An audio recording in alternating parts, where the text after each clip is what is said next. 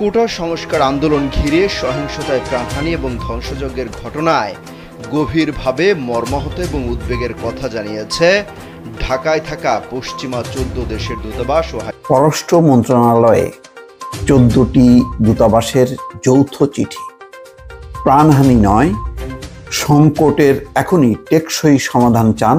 আসসালামু আলাইকুম ভিউয়ার্স, দেশ ও দেশের বাহির থেকে যারা আমার ভিডিওটি প্লে করেছেন জানাচ্ছি আন্তরিক শুভেচ্ছা ও অভিনন্দন। আশা করি সবাই ভালো আছেন, সুস্থ আছেন, আলহামদুলিল্লাহ। তো ভিউয়ার্স, কোটা বিরোধী আন্দোলনকে কেন্দ্র করে শিক্ষার্থীদের যে গণহত্যা চালিয়েছে এই স্বৈরাচার সরকার, এটা নিয়ে আন্তর্জাতিক মহলে ব্যাপক তোলপাড় আনাগোনা শুরু হয়েছে এবং সেনাবাহিনী, বিজিবি সহ দেশের ভেতরে যে সশস্ত্র বাহিনীগুলো দিয়ে সরকার এই হত্যাকাণ্ড ঘটিয়েছে তাদের প্রতি মারাত্মক স্যাংশন ও নিষেধাজ্ঞা আসতে যাচ্ছে এবং এই সরকারের পতন এবং এটা নিয়ে বিভিন্ন দেশের কূটনৈতিক কিন্তু সরকারকে চিঠিও প্রদান করেছে স্বরাষ্ট্রমন্ত্রীর মন্ত্রণালয়ে। আসুন সর্বশেষ শেখ হাসিনার 12টা বাজিয়ে দিল আন্তর্জাতিক প্রাঙ্গণ, বিস্তারিত জানবো এই রিপোর্টে। সো ভিডিওতে যাওয়ার আগে ছোট রিকোয়েস্ট করবো, যারা এখনো চ্যানেলটি সাবস্ক্রাইব করেনি, নিয়মিত দেশের সকল আপডেট সবার আগে জানতে অবশ্যই চ্যানেলটি সাবস্ক্রাইব করে পাশে রাখবেন। দর্শক আসুন স্ক্রিনে। কোটা সংস্কার আন্দোলন ঘিরে সহিংসতায় প্রাণহানি এবং ধ্বংসযজ্ঞের ঘটনায় গভীরভাবে মর্মাহত এবং উদ্বেগের কথা জানিয়েছে ঢাকায় থাকা পশ্চিমা 14 দেশের দূতাবাস ও হাইকমিশন। পররাষ্ট্রমন্ত্রী ডক্টর হাসান মাহমুদের কাছে লেখা এক চিঠিতে সংশ্লিষ্ট সব পক্ষকে চলমান সংকটের একটি টেকসই সমাধান খুঁজতে ও নতুন করে প্রাণহানির ঘটনা এড়ানোর আহ্বান জানানো হয়েছে। চিঠিতে সই করেছে যুক্তরাষ্ট্র, Britain, France, Germany, Italy, Spain, Netherlands, Canada, Switzerland, Sweden, Denmark, Norway, Australia ও ইউরোপীয় ইউনিয়ন দূতাবাস। বুঝতেই পারছেন কত গুরুত্ব সহকারে তারা একযোগে এই চিঠি দিয়েছে পররাষ্ট্র মন্ত্রণালয়ে। এবং আমি এই রিপোর্টের যেটি সারমর্ম এক ধরনের আলটিমেটাম দিয়েছে, অর্থাৎ বিদ্যমান পরিস্থিতি সমাধান করা, উন্নত করা এবং ইন্টারনেট সংযোগের মধ্য দিয়ে বিশ্বের সঙ্গে বাংলাদেশের কানেক্টিভিটি এবং দেশের মানুষ যাতে যোগাযোগ করতে পারে সেই ব্যবস্থাটা দ্রুত তারা সমাধান চাচ্ছেন। আগে আপনাদেরকে দর্শক বলেছি যে ঘটনা কিন্তু শেষ হয়ে যায়নি। সরকার হয়তো মনে করছে যে দমন পীড়ন করে একেবারেই প্রতিহত করা হবে এবং সারা বিশ্বকে দেখানো হবে যে এই যে নাশকতা, এই যে প্রাণহানি সবই দায় হচ্ছে বিএনপি জামাতের। কিন্তু তারা খুব গভীরভাবে মনিটরিং করে বিদেশি যে ইউরোপ, আমেরিকা বা পশ্চিমা দেশগুলো, তাদের নিজস্ব উইং আছে, তাদের নিজস্ব নেটওয়ার্ক আছে। সেই নেটওয়ার্কের মধ্যে দিয়ে তারা জানে যে এই ঘটনা কোথা থেকে শুরু হলো এবং কিভাবে শেষ হলো এবং সরকারের রাজনৈতিক উদ্দেশ্যটা কি।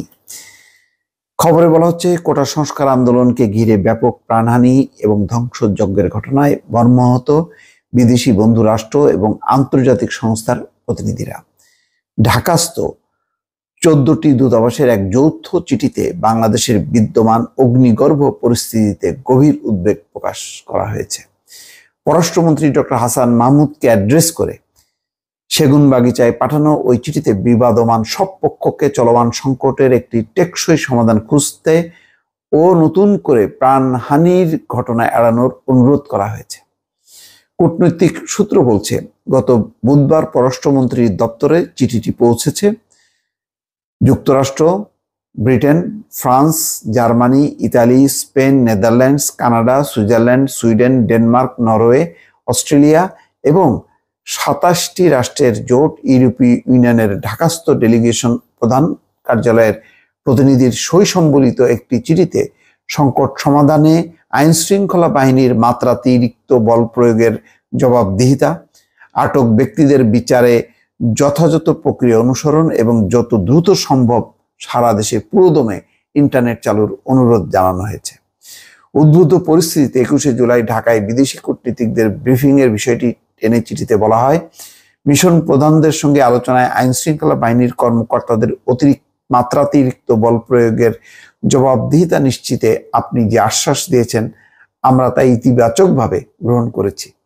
এমন উদ্যোগ অবশ্যই প্রশংসনীয়। কোটা সংস্কার আন্দোলনকে ঘিরে সংঘাত ও সহিংসতায় জড়িত সন্দেহে আটক ব্যক্তিদের বিচারে মানবাধিকার সমুন্নত রাখা জরুরি উল্লেখ করে চিঠিতে বলা হয়, প্রকৃত অপরাধীর বিচারের পাশাপাশি সাধারণের মত প্রকাশের স্বাধীনতা, সমাবেশের অধিকার সহ সার্বজনীন মানবাধিকার সমুন্নত রাখতে হবে। আন্দোলনকে ঘিরে কারফিউ জারি ও ইন্টারনেট সংযোগ বিচ্ছিন্ন হওয়ায় সব নাগরিকের জীবনে সুদূর প্রসারী প্রভাব পড়েছে মন্তব্য করে বলা হয়, ইন্টারনেট সংযোগ পুরোপুরি চালু না হওয়ায় দেশ বিদেশে ব্যবসা বাণিজ্যে বিঘ্ন ঘটার পাশাপাশি বাংলাদেশের সঙ্গে বিশ্বের যোগাযোগ চরমভাবে ক্ষতিগ্রস্ত হচ্ছে। দর্শক, বুঝতেই পারছেন যে বহুদিন পরে কিন্তু পশ্চিমা দেশগুলো একজোট হয়ে তারা একটা যৌথ বিবৃতি দিয়েছে। এটি নিঃসন্দেহে সরকারের উপর একটি বড় ধরনের আন্তর্জাতিক চাপ আরো হয়তো সামনে অপেক্ষা করছে বিভিন্ন কর্নার থেকে। দর্শক, ভালো থাকবেন। আল্লাহ হাফেজ। দর্শক, স্ক্রিনে আমরা সে সম্পর্কে বিস্তারিত জানলাম। এই বিষয়ে আপনাদের মতামত কমেন্টে জানান, কেউ ভিডিওটি স্কিপ করবেন না। আন্তর্জাতিক মহলের চিঠি পাওয়ার পর থেকে সরকার কিন্তু ব্যাপক কাঁপাকাঁপি শুরু করেছে এবং তার পতনের ঘণ্টাও কিন্তু অটোমেটিক্যালি বাজিয়ে গিয়েছে। কেননা ডক্টর ইউনূস জাতিসংঘে প্রধানমন্ত্রীর বিরুদ্ধে মামলা করেছেন এবং নতুন নির্বাচনের দাবিও কিন্তু তিনি উপস্থাপন করেছেন। সর্বশেষ কি হবে এই স্বৈরাচারের বিস্তারিত।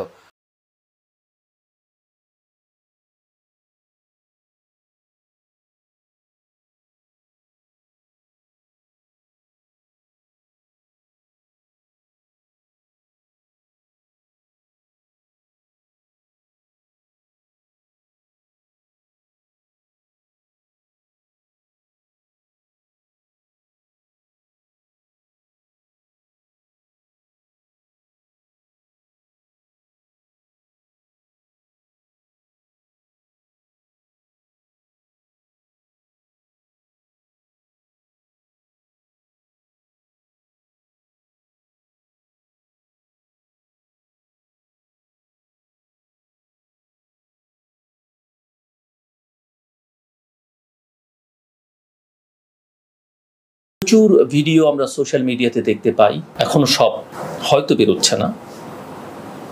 সেগুলোকে যাচাই বাছাই করে আন্তর্জাতিক গণমাধ্যমগুলো প্রচার করছে। অ্যামনেস্টি ইন্টারন্যাশনাল ইতিমধ্যেই বেশ কয়েকটি ভিডিও ভেরিফাই করে নানা অ্যাঙ্গেল থেকে দেখে, স্যাটেলাইট থেকে দেখে তারা সেগুলো যথার্থ বলে প্রচার করবার জন্যে নিজেরা প্রচার করেছে, অন্যদের প্রচার করবার জন্যও এক ধরনের সহায়তা দিয়েছে।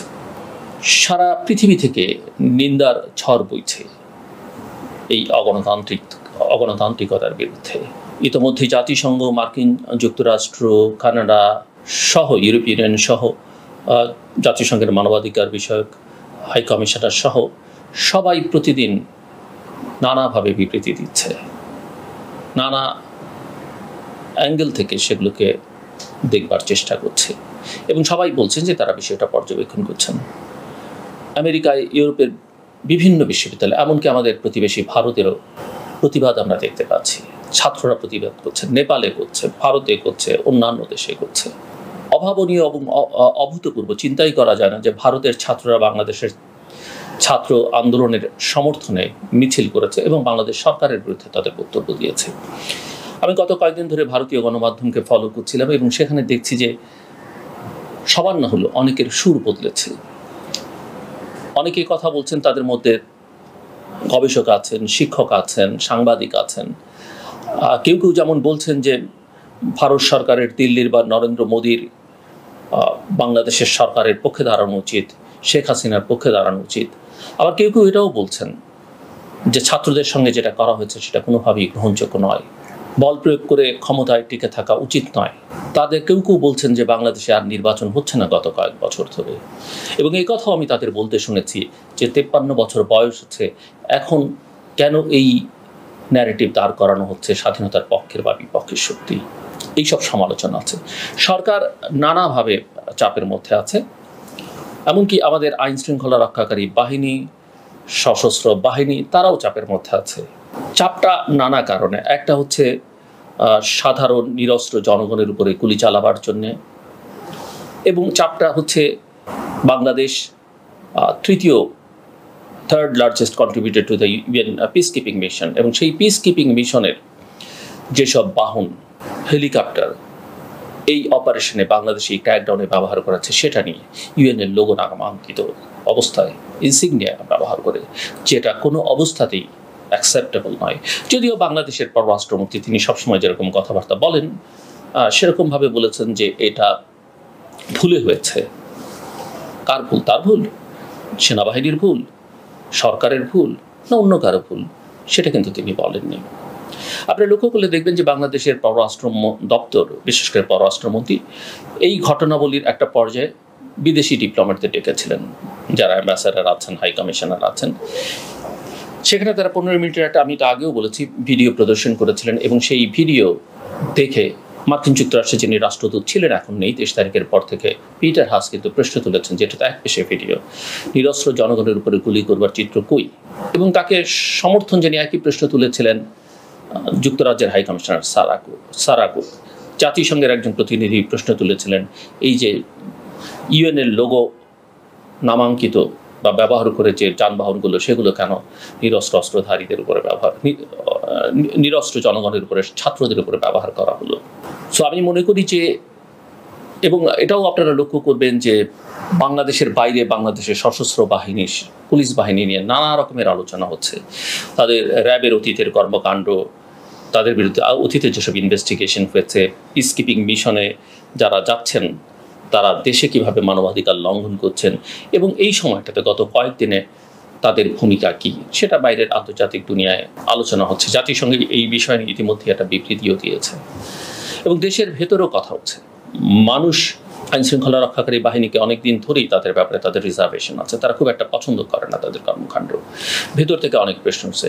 সেনাবাহিনীকে নিয়ে প্রশ্ন থাকলেও মানুষ মনে করে যে শেষ পর্যন্ত তারা জনগণের উপর গুলি চালাবে না, এবং তারা বিশ্বাস করে যে সেনাবাহিনী আমাদের স্বাধীনতা, সার্বভৌমত্বের প্রতীক, দেশপ্রেমিক। কিন্তু সেই বিশ্বাসের মধ্যেও ফাটল ধরতে শুরু করেছে। ইতিমধ্যেই বাংলাদেশ জাতীয়তাবাদী দল বিএনপির পক্ষ থেকে সেনাবাহিনীকে তুলে নেবার কথা বলা হয়েছে, সমাজের অন্যান্য স্তর থেকে বলা হয়েছে। আমরা দেখেছি যে সাংস্কৃতিক কর্মীরা, শিল্পী, সাহিত্যিকরা সেনাবাহিনীর এই কারফিউর মধ্যে সেনাবাহিনীর পুলিশের সামনে দিয়ে কীভাবে তাদের প্রতিবাদ প্রকাশ করেছেন, ব্যক্ত করেছেন, সঙ্গীতের মাধ্যমে, কবিতার মাধ্যমে এবং বক্তৃতা দিয়ে, মিছিল করে।